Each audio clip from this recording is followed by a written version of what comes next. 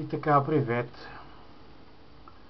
Днес искам да ви покажа един много странен часовник, който много малко хора са виждали такъв. Предполагам. Така става въпрос за този часовник. На пръв поглед нормален часовник, будилник, ето святка. Обаче какво? Ето сега, ако забележиме така хубаво, да приближиме часовникът, ако се загледате, върви наобратно. И въпреки всичко е верен. Да, в момента часа е 4:11 минути. Абсолютно точно си върви, без никакъв проблем.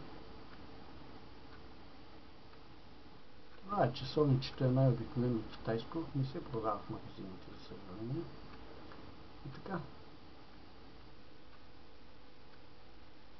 Ще изчакам още малко, за да видите как стрелката обикаля.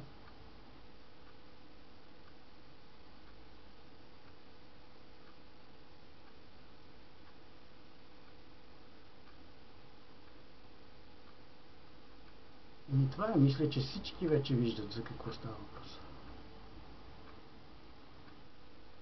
Благодаря.